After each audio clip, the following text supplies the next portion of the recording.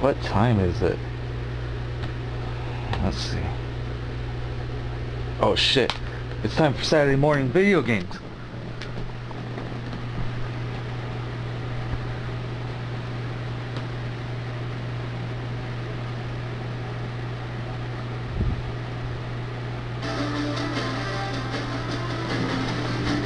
Oh yeah.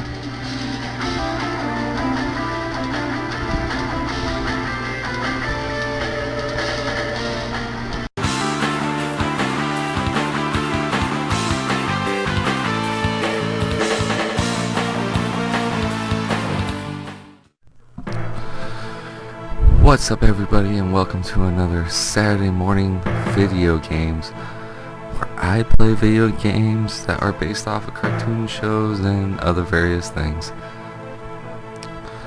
Now this time around we are playing X-men Mutant Apocalypse for the Super Nintendo. And you're probably wondering, why am I playing the X-Men game? You're like, X-Men's a comic book? Well, they had a couple cartoon shows here and there. You got the X-Men from the 90s, you got X-Men Evolution, you got that older X-Men cartoon that I think they tried to do in the 70s or the 80s, where it had that whole, it had Kitty Pryde and Lockheed and all that stuff.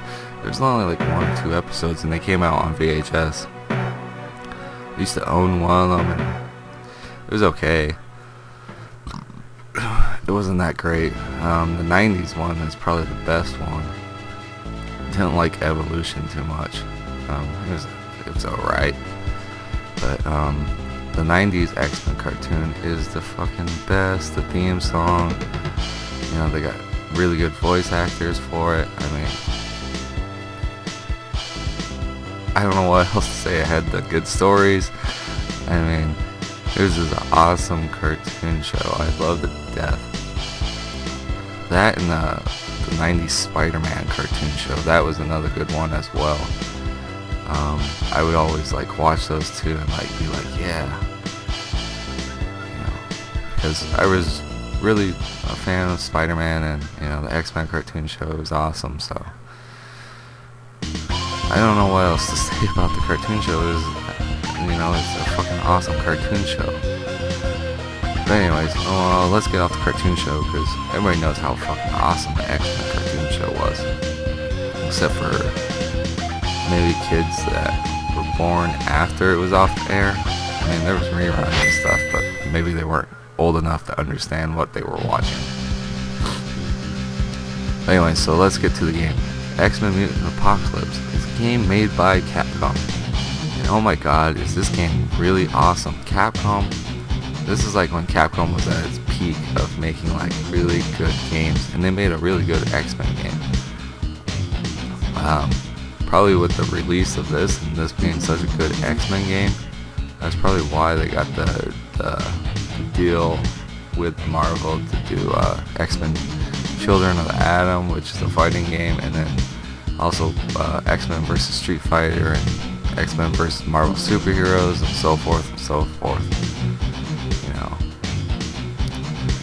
But anyway, so in this game you can either play as Gambit, Psylocke, Cyclops, Wolverine, or Beast. And here's the thing. Pretty much each character has, I think, about 2 levels a piece. Each character has two missions that they have to go on and complete themselves. So pretty much, with each character you get 2 lives. But as soon as one character loses all of his lives, it's game over. So pretty much, like, let's say I was going in as Wolverine, failed the first time. I was like, alright, instead of going as a different character, I'll just go in as Wolverine again. And I lose again. That's game over. I have to start all over again. So it's better if, like, you choose, like, Gambit probably has one of the easiest ones. Wolverine's is kind of easy too if you know how to use his dashing claw attack. So you'll see me perform it and stuff like that pretty much it's you know, it's attack, and then like whatever direction you're facing, he'll do his dashing forward slash attack, where he puts out one of his claws and like just dashes with it. So if you don't know that, pretty much you're fucked, and because you're just sitting there using the normal basic combo attacks and stuff like that. Because that's one way to take down the mini boss that he has to fight, which is a robot that eventually shows up towards about the middle of the stage. So, like I said, if you don't know that, you're gonna be sitting there doing like minimal damage to this robot, because he's sitting there comboing him instead of like doing that dash attack and taking like most of his life instantly. So I recommend doing that. But yeah, so pretty much all of these characters have their mutant powers, except for like Wolverine doesn't have his mutant power, because his mutant power is healing. That's his mutant power. Not having bone claws or adamantium skeleton. That's not his power. This is a mutation that he's born with, produced, you know, claws in between, well, where his back of his hand is. That was a mutation, not his mutant power, because his mutant power is healing. Gambit can throw his cards, of course, which actually comes in handy. Cyclops, I believe he can shoot his beam, I just don't know how to do it, because I believe some of the inputs are Street Fighter inputs, I think. I'm not sure.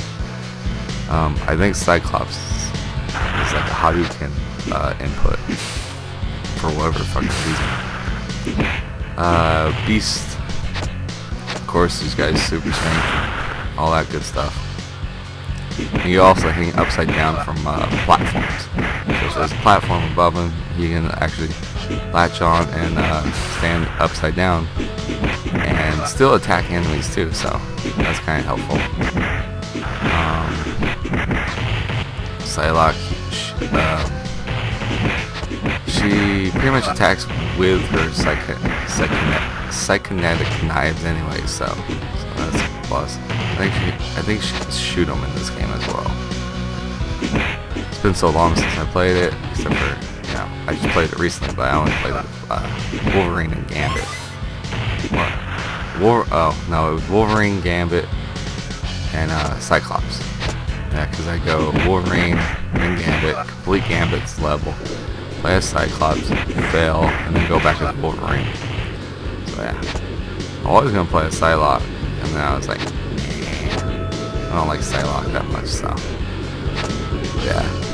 So I highly recommend playing this game and watching some X-Men cartoons from the 90s at least. Don't watch that Evolution bullshit. I don't care what people tell you and say, oh, Evolution's actually good. Nah, I didn't like it. It sucked.